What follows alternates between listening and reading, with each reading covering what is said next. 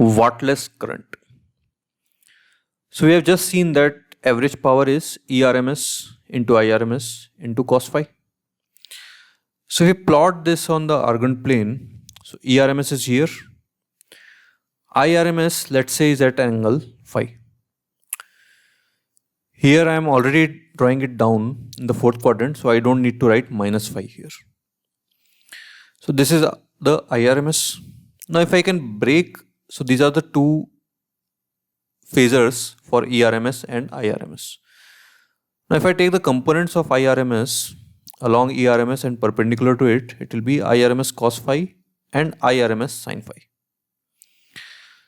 Now this term IRMS cos phi, I can rewrite as Ix cos phi 1 plus Iy cos phi 2.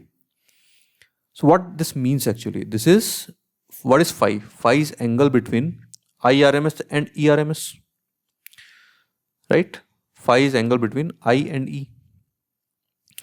If I write IRMS as two components, let's say Ix and Iy, then the phi angle is now between Ix and E, Iy, and phi 2 is between Iy and E. So again, when we write power as Ei cos phi, phi is angle between I and E. So if I am breaking I into two parts, then phi angle also will be between those two parts and E. So phi is angle between I and E. Phi 1, so this whole term I am rewriting as Ix cos phi 1 plus Iy cos phi 2. So here phi 1 is angle between Ix and E, between Ix and E, and phi 2 is angle between Iy and E, between Iy and E. So you can see where we are going from here. So P average now I can rewrite as ERMS into Ix cos phi 1 plus ERMS into Iy cos phi 2. So phi 1 angle between Ex and ERMS, right?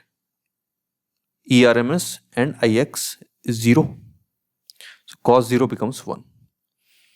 Now phi 2 is angle between Iy and ERMS, between Iy and ERMS, which is pi by 2 or minus pi by 2, doesn't matter, it will become 0 anyway. So this whole term becomes 0 and this term becomes ERMS, and Ix I can write as IRMS cos phi. So you can see that eventually I got the same as before. So here in this term is becoming 0. So here Iy was IRMS sin phi. So we can say that this component of current is not adding in any way to the power. So that's why it is called as IRMS sin phi is called as wattless current.